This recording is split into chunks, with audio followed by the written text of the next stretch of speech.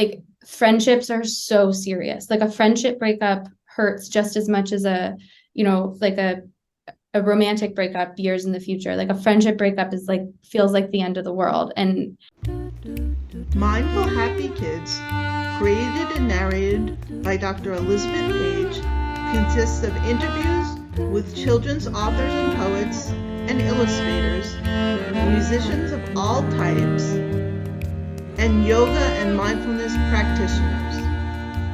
Dr. Paige also reads from her own children's books on compassion, gratitude, mindfulness, and yoga. Pippi the puppy and Dr. Paige practice meditations or pet-centered meditations, which are recorded as part of the videos. Great. Hi, Maggie. Welcome. Welcome to the YouTube and the podcast. And we're very happy to have you here. And I'd love it if you would take a couple of minutes introducing yourself. Sure. My name is Maggie Edkins Willis. I'm the author of Smaller Sister. I am a full-time author illustrator. I work on both graphic novels and picture books. I live in New Jersey with my husband and son. I worked for a number of years in publishing in-house before embarking on this career as a graphic novelist and taking the leap to work on my own. And I'm excited to talk to you here today. Great. I'm going to go skip way ahead. Sure. So what's on the horizon? What am I currently working on? I am working on my next couple graphic novels. So I have sort of the next one and the one after that in various stages of progress. Neither of them are a sequel to Smaller Sister, but both of them are for the same age group. So they're middle grade, maybe just slightly older than Smaller Sister. I also have a couple picture books that I am currently in final art for one of them, which is called Little Ghost Makes a Friend. It'll be coming out in 2024. And another one that I can't talk about yet, but is very cute. Can I ask you what the graphic novels are about, basically?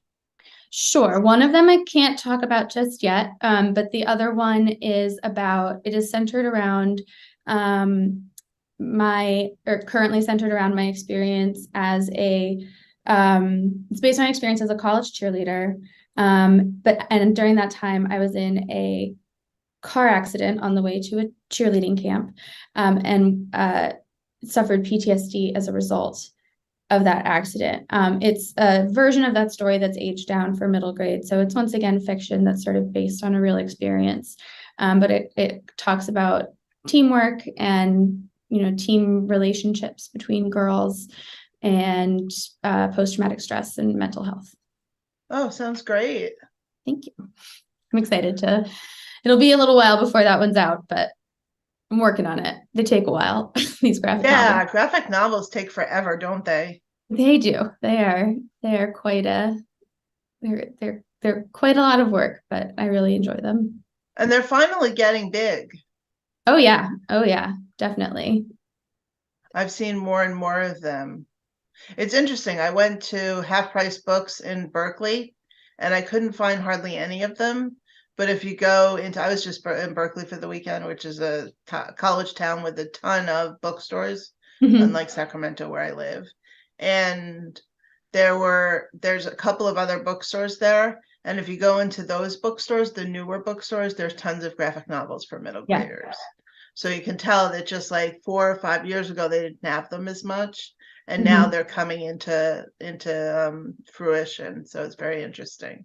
I think a lot of people are realizing how great they can be for reluctant readers and for readers who have, for example, dyslexia, or that there's a visual aid to go along with the words can be such like a great access point for kids that struggle with reading for whatever reason, or to get the interest, like the colorful, beautiful pictures are such a great way to get the interest of kids who might not be as interested in books. Like, I think I've heard people talk about them as a really kid, like a medium that really draws kids in, and that like it's not necessarily something that a teacher or a parent always has to put in a kid's hand. Like they gravitate towards them in the store. And I think that's really gotten the interest of a lot of people.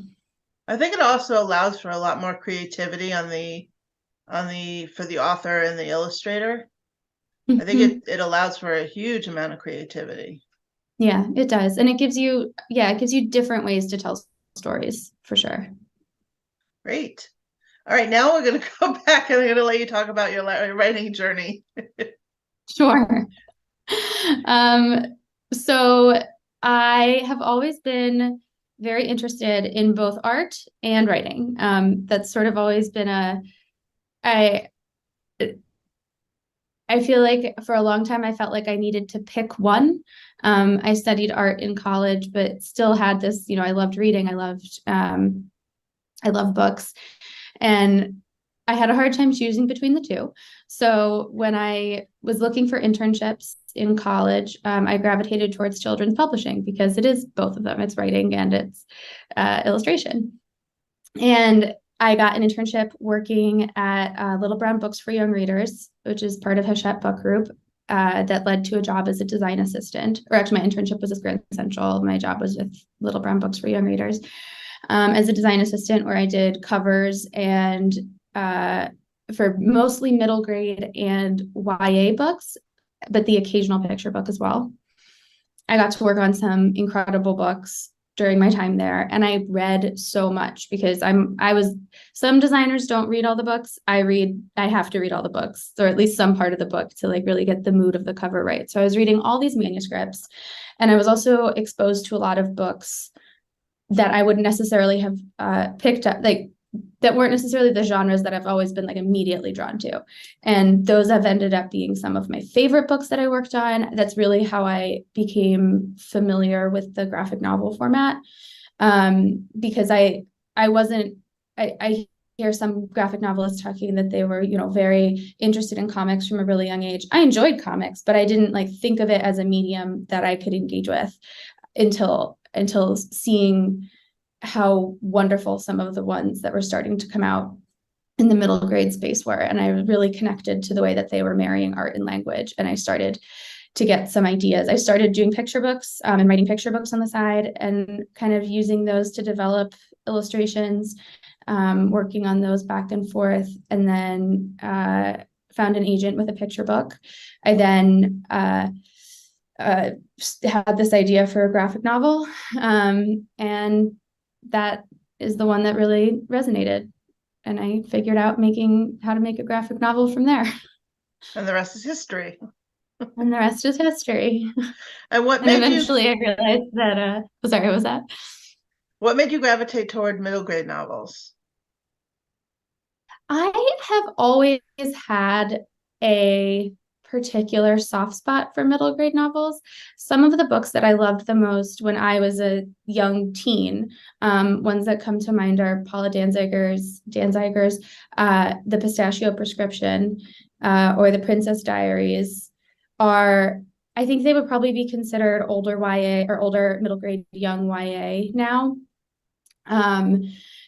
At the time they were YA, but they really have that like tone of a lot of the middle grade books that are out there now that I love. The feeling of like closeness with the protagonist. Like you can get into the meat of a lot of feelings for that age group. Like kids are really able to grasp it, but they're just sort of starting to explore that, as opposed to a YA book where it's more mature feelings, occasionally grittier, aspects. Like there's a lot of like, there's something really pure about the middle grade genre that I love, and the way that it just like reaches directly to kids. And my agent has described herself as her inner child as an 8th grader. And I feel like that's partly the same for me. I didn't particularly like 8th grade, so I think it's funny that my inner child was an 8th grader, but I just, for some reason, the topics or the book ideas that come to me and that really like sit with me and take hold are always these middle grade stories. Great. Okay, we're going to talk about your book. Okay. This is your debut, right? Okay, great. Okay. So in Smaller Sister, do you want to describe it for us? Sure. Smaller Sister is a story about two sisters, Lucy, who's our main protagonist, and our narrator, and her older sister, Olivia. They're very close as younger siblings, but as they get older, Olivia starts to grow up a little faster than her younger sister, as older siblings tend to do, and it creates some distance. Lucy has a challenging time navigating that distance, and then comes to find out that it's not just growing pains, that her sister is actually dealing with an eating disorder, that she has anorexia nervosa, and that she is in treatment, and Lucy is still she doesn't think about her body yet in the same way that her sister does, and so she's sort of coming into her own body while also seeing her sister navigate this disease. And it's really a story about sisterhood. It's a story about family and Lucy's place in her family with a sibling with a chronic illness, and Lucy's own body image, how it evolves sort of in the wake of that. You talk a little bit about the anorexia in the book. Mm-hmm. And sort of what that entailed for her and her process as she went through anorexia. Mm-hmm. Oh, talk through the process. Sure. So, okay. I was misunderstanding the question for a second. Happy to talk through the process. So, Smaller Sister is not a memoir, but it is based on my experience. My older sister in real life had an eating disorder. We are about the same age apart. There are things in the book that are fictionalized. There's also a lot of things, like a lot of the feelings are really based in my experience. So an interesting thing about the graphic novel format, there's a lot with anorexia and eating disorders and disordered eating. It's a difficult topic to address in a book, because there's a lot of triggering things or there can be a lot of triggering things about the language around it. In writing this book, I was very careful not to use any, exact weights, or like really try to name as few foods as possible, to not talk about sizes, to not give any of those specific metrics that can be fixated upon. The graphic novel format is really interesting for that, because there are a lot of things that I'm able to show without saying. So instead of describing Olivia, I can show it. It can be perceived without describing something that could be viewed as aspirational, if that makes sense. And it really allowed me to, and also the perspective of it from a younger sister kind of gave me Lucy is figuring it out along with the reader. Lucy is learning about anorexia. She's learning about what her sister is going through along with the reader, as opposed to it being a first person struggle. And that kind of gave me a good window to explore it with a little bit of distance that I think can help both people going through it and people who are on the outside of someone going through it, but want to be there for them and want to help them. I really liked that you didn't use numbers and stuff like that. As someone who suffered from an eating disorder myself at some point, I know that when kids read books with numbers, they immediately say, "Oh, I'm fatter than that. Obviously, I should be losing weight." Yes. Or yes. Which just doesn't take into context at all the person's body or anything like that. And even if they are overweight, they shouldn't be reading in a book that they should be losing weight. It's just I've always looked at them and I've seen a lot of books written about eating disorders with lots of weights in them and lots of foods in them. And it's really, I find that it's really not helpful for people, especially for younger people. So I really like that about this book. And yet I really like the fact that you were able to draw. There was one picture, I'm trying to think if I have it here. Yes, I have it right here. I'm going to show it. Can you see it? Yes. Where there's a mirror and you show what she's looking like in the mirror, and obviously she's looking in the mirror and her perception is that she's heavier than she is. And you were able to show that without numbers. And I really like that about that. I'm going to show it without. Go ahead. Sure, go ahead. No, go ahead. I was going to say, and a lot of times I tried to show them looking at their reflections without you seeing their reflection, because it's not about what the reflection looks like as much as it is about the look on their face when they're looking at themselves. It's how they feel about themselves and how they feel about what they're seeing that I want to get across, as opposed to like anything they're seeing being perceived as right or wrong. I'm using air quotes around those because there is no right or wrong with. Yeah, you got to that. I'm going to give a complete spoiler alert, but in the end of toward the end of the book, when Lucy went to camp and she finally was around some accepted, because she had a really difficult time with some kids in her school, and then because they were mean and they were just not helpful for her, and she finally goes to a camp for a couple of weeks for a performing arts camp, and they were so accepting. And the language around acceptance and the whole attitude of acceptance was so refreshing. I really like that about this book. I was like, every kid should go to a performing arts camp. Well, every kid should find their people, whoever their people happen to be. And I think we all encounter those at different points in our life. But I really wanted to show with that I really wanted to talk about how in this book, how social pressure and what other people tell you your body looks like or what your body should or should not look like affects how you affects how a person sees themselves and affects how Lucy sees herself. I, as a kid, I didn't really think about my body until other people started commenting on my body and until I saw my sister worrying about her body. It was such a revelation to me in my life to find out that my sister had an eating disorder, because I just didn't think about those things at all. It surprised me that those things were even crossing her mind. But it was really because of, and then I started comparing myself to what she looked like. Similarly at school, people would make comments about,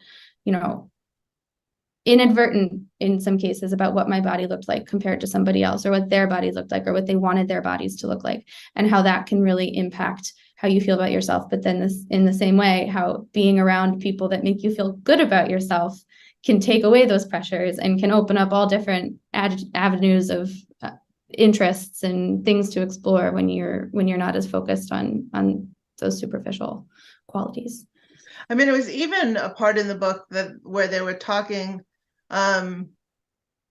Lucy was an artist, and she drew a birthday card for her friend, and they were in 5th grade, so she drew a birthday card for her friend, and she overheard her friends.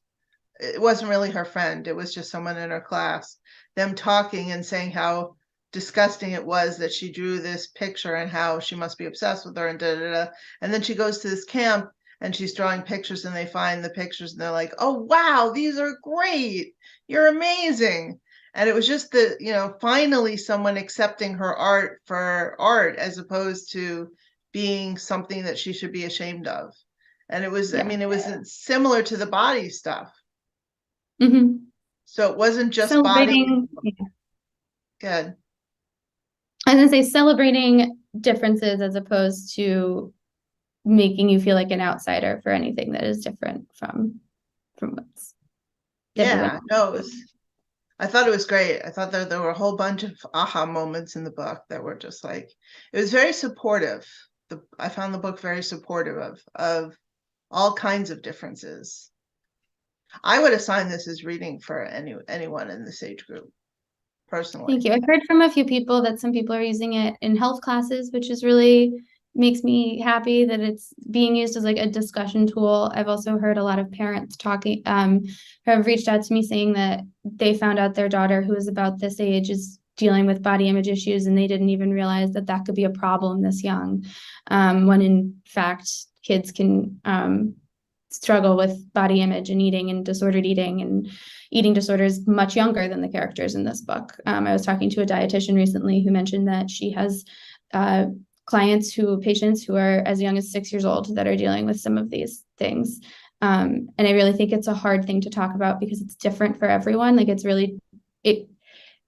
everyone's relationship with their body and everyone's relationship with food is different. And that's one thing. By telling one story, one specific character story, I hope that it can be used and applied to other situations like that and used as a discussion tool and a jumping off point.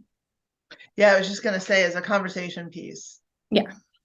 That's one of the reasons I wanted to do this YouTube with you, is that I'm hoping that the people who listen to the YouTube will be like, oh, wow, I have to go get this book.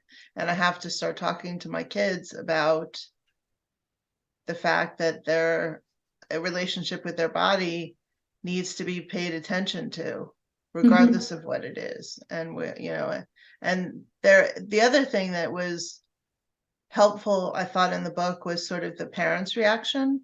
The mother had a very difficult time in dealing with how, it's like, did I do something wrong? Am I doing something wrong? Am I a terrible mother? And I'm sure that parents of kids with eating disorders feel the same way. Yeah, I think in a lot of books about eating disorders that I have read, parents are either depicted as completely supportive and knowing exactly what to do, or a lot of times the cause of the problem. And, maybe the person that's encouraging a child to lose weight. And those experiences for some people are probably exactly what they saw and what they experienced in their own lives. But for me, my parents were somewhere in the middle. They wanted to help, but they didn't really understand what was going on either. Like, they were figuring it out at the same time. They, like many of the parents that I've talked to about this book, didn't realize that it could be a problem. My sister her eating disorder was at its worst when she was in 6th grade, and my parents just didn't think it was something they had to worry about. They didn't know what to look for. And they didn't do the right thing every single time. They wanted to, but like they were figuring it out. They also, and the mom does this a few different times in the book, like, my parents never made us feel badly about our bodies. They always, or in any intentional way, like, they were always very supportive of wanting us to love ourselves the way that we are. I know that my sister has said, like, she wouldn't have gotten through this without the support of our parents, that they did in many ways a great job. But like, despite having really supportive parents, having all that, like, these problems still developed. There's so many different factors that go into it. I also became a parent while I was working on this book. I had my first son in the process of making this book. And I think that has also made me want, in this book and in other books, want to paint parents in a slightly more complicated light. That parents are not perfect people and don't necessarily have everything figured out. Well, that's the other thing I wanted to just mention. And since you have a son, I'm sure that you're very well aware of this, that boys can develop eating disorders as well as girls can. Yes, that is another thing that I've heard from a lot of readers about, that this book really resonated with their sons, that their sons really struggle with this. And I think it's a really important topic to talk about my husband has told me during the making of this book that he had issues with this in middle school that he just didn't even know how to talk about to people. Like, I think it's really under discussed among boys, and a lot of boys struggle with disordered eating and eating disorders sort of in silence, I think. And it can also show up as over-exercising. Yes. And so they build muscle, and that's seen positively, just like skinny girls is sort of seen positively. Building muscle is seen positively, even if it's if it's based on disordered eating and not something that's healthy for them. Yes, absolutely. So I'm going to show a page from your book, the same page that I just showed, because it's the one that I picked out. Because what you do that's really interesting and I love, there's 3 things that you do. You have sort of the graphic novel coming from sort of the writer, the author of the book. Then you have pictures that are written by Lucy that are sort of drawings from a 5th grader. And then there are the sister talk. So you have pictures like that. Now here's a picture from the graphic novel over here. And then here's pictures from that Lucy drew. Yeah, those are her notebook. Yeah, it's her notebook that she's recording her own view of what's going on. Yeah. I thought that when you did that was great. Let me see if I can find. Oh, here's one. Here's a page from camp. Yeah, I love that spread. Yeah, so that's Olivia on the page that says Olivia on her stationery. That's her sister writing in this. They have a secret sister code, and there's a lot of captions throughout that show that there's translations provided, but it's based on a thing my sister and I used to do. We were not nearly as organized. I don't think our code was ever totally consistent, but we used to make up these languages and pass them back and forth. I've heard from a few readers who are using this, have printed out the secret sister code and are using it with their siblings or their friends, which I think is really neat. That's cute. And it shows, I like using these different styles in graphic novels. I'm doing in the ones that I'm working on now, I'm finding other ways to sort of incorporate different, like almost like mixed media within the graphic novel. One thing that is challenging in this format sometimes is because you have less real estate in terms of words than you do in a prose novel. Sometimes it can be hard to get into as deep of a story with just images. Many graphic novelists have different ways of doing this well. But some, it can feel like a less complex story because you just have less room to share. Like it's something that I work against a lot of the time. And I use a lot of narration to help get into the minds of characters in different ways. But I also think showing, for example, Lucy's notebook is a great way to show inside her mind. And to like really put you in, looking through Lucy's eyes at what she's making without telling you. It also puts her back into a fifth grader's mind. Yeah. Because fifth grade's young. Fifth grade is young. You kind of forget that these are kids. They're little kids. Yeah. Some people have asked me if it's hard to draw the fifth grade to draw in a different style for that. And it's not hard at all. I remember exactly how I drew in fifth grade. Like I remember exactly how I drew hands and how I drew eyes and how I couldn't draw feet. And I remember my handwriting, someone I know was talking about popular girl handwriting, the loopy print and cursive. And I vividly remember trying to make my handwriting look like that. Like I actually had a lot of fun kind of going back to scrolling back through my brain to how I drew 20 years ago. That's great. I was just going to ask you a question. I don't remember what it was. Oh, the girls go through many changes in their lives, which are triggers for them. Both of them actually have difficulties when they switch schools a couple times, and and that ends up being a second trigger for Olivia as when they have to move for their father's job.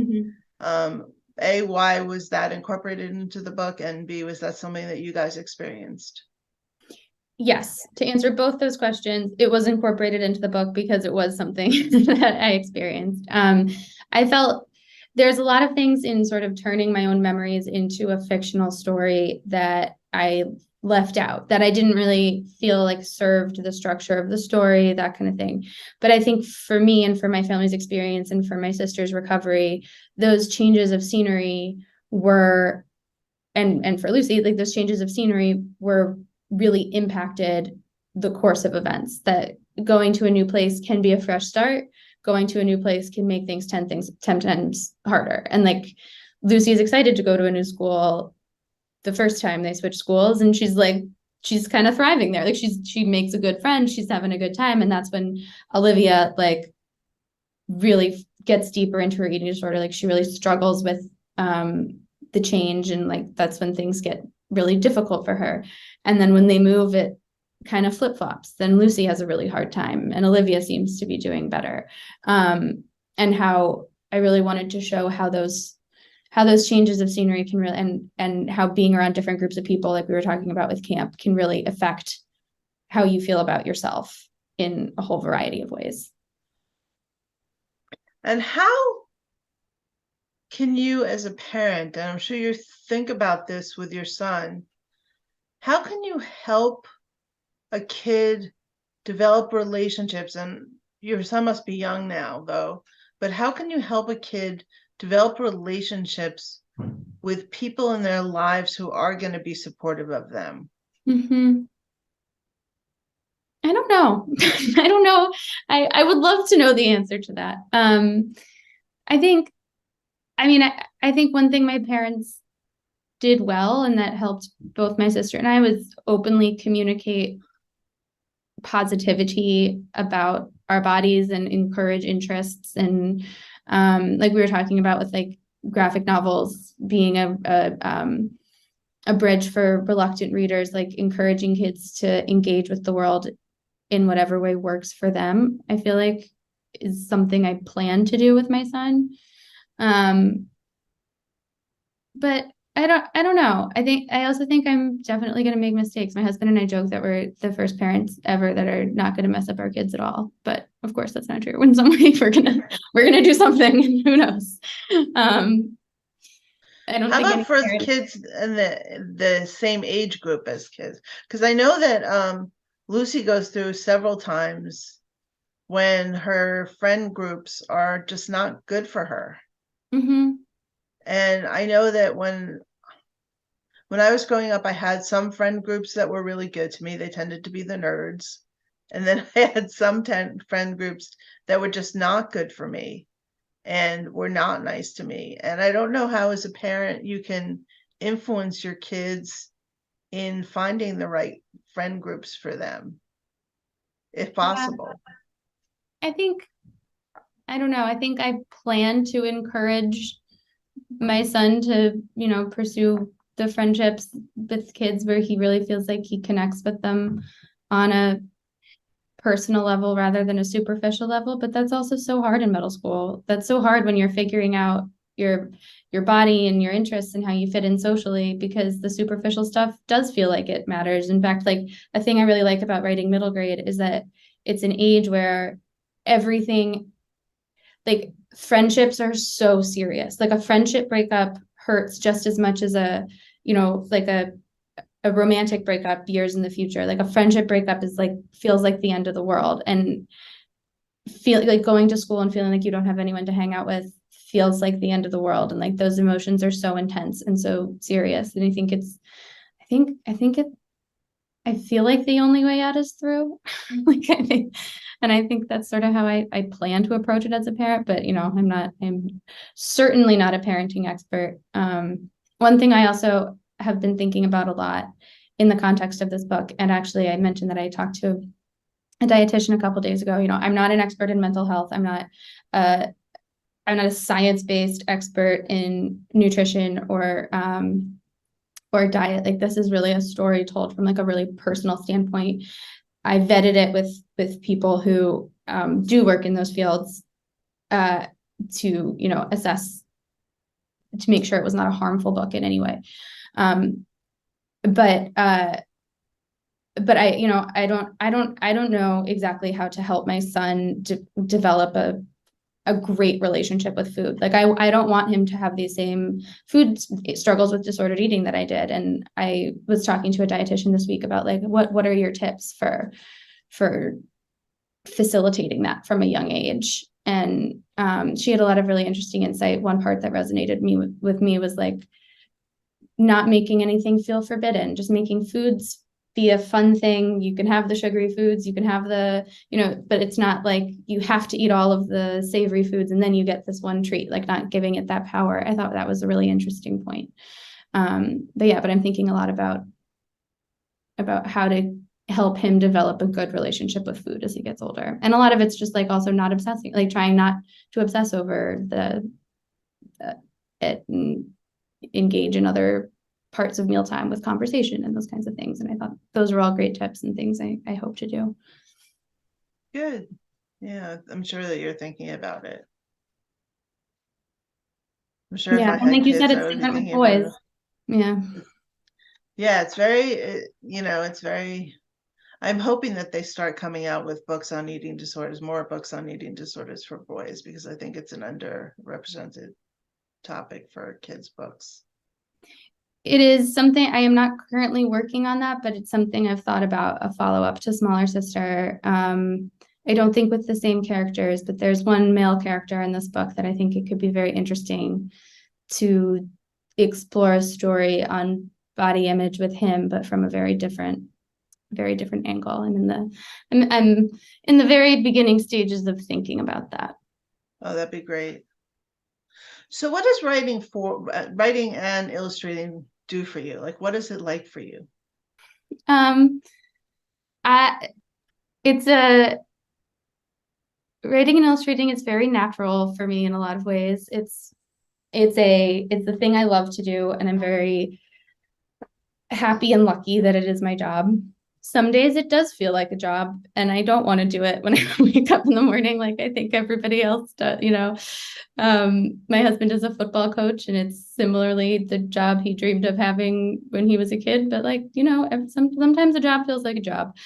I think with graphic novels, the really challenging part is like I mentioned, they take a long time. There's so much work. There's some days when like I just don't really feel like coloring another page right now. There's a shiny new project on the horizon that I want to brainstorm and I want to think about that more, but you kind of have to push through. But I find it very satisfying to have an idea and to turn that idea into like a physical thing that I can share with the world. And I loved that when I was working on covers. And I don't think that will ever get old. Well, that's great. Thank you. And what was it like to get published? Was it a long process? It is, again, partly because graphic novels just take a long time. I had submitted a few my agent had submitted a few picture books to publishers that were not bought. Like I had that happened a few times. This book actually happened once I had the idea for it. Like writing a script came very naturally for this story. Obviously, there were like 9 rounds of editing, but like I had a clear vision of what I wanted this story to be. I just had to figure out how to get there. And when we went out with it, it had some interest right away, which was awesome. It went to auction, which means like a couple publishers bid on it. So like it was actually a faster process than what occasionally happens and what has happened with other books I've worked on. But then once it was bought, it still took 2+ years, I think, to do the edits and do the art. And then a year after I finished the book for it to be produced and bound and distributed and promoted and that whole process. So like I sold the book I started writing the book in January of 2019. I sold it in September of 2019, and I finished the final art in August of 2021. And then it came out in 2022. And that's actually like on the faster side for a graphic novel.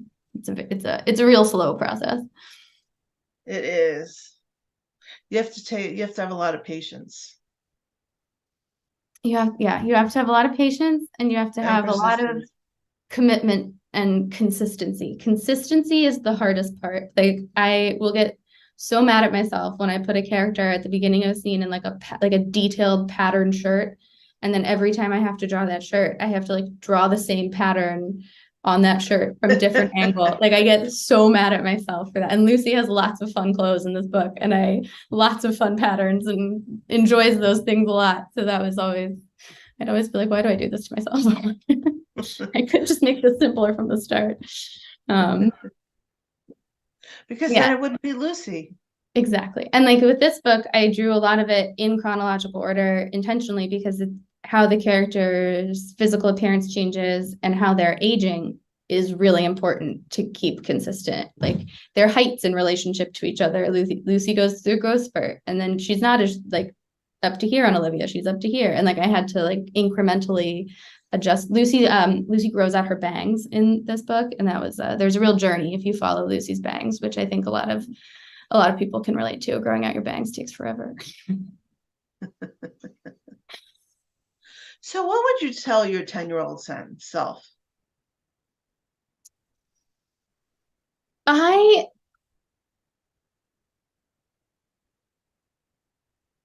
my 10-year-old self would be psyched that this book is out.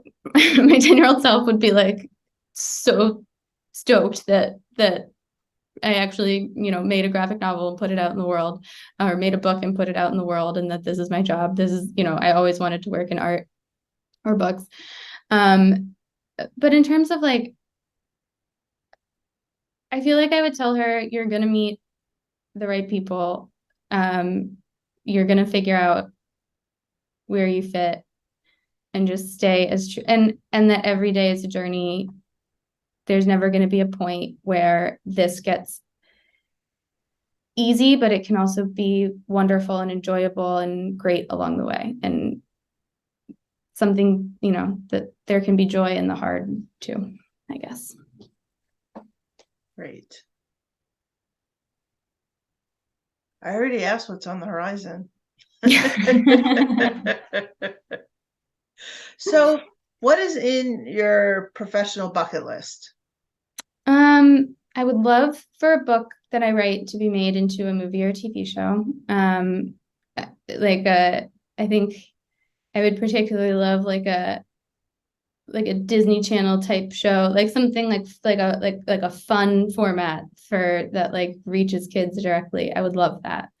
That is not on the horizon right now, but I really hope to do that at some point. And honestly, like the thing that I hope that my books keep reaching more and more people. Like I really get so much professional gratification from hearing that this book resonated with people and helped people. And that's what I want to do with my books. I want to reach people, and I want it. I don't necessarily think it's the answer to a lot of people's problems, but I really hope that my books can continue to be a conversation point for people to discuss, this issue or the issues that my future books will tackle. I want to keep doing what I'm doing, and I want to keep doing it with as much passion as I can. How about your personal bucket list? I want to be a great mom, for sure. I want to always find joy in creating art, not just for work, but in life, because I think that that is something that's a real source of happiness for me. And I want to be able to find a balance between work and family, which is, for many people always a struggle, but a challenge for sure. Is there anything we missed? I think that covers pretty much all of it. Yeah. Is there a way for people to reach you? Yes. I am on Instagram and on Twitter at Maggie Made This. On Instagram, it's maggie.made.this. On Twitter, it's just Maggie Made This. And my website is maggiemadethis.com. And I love hearing from readers. I love hearing from people who enjoyed this book. So please do reach me. Great.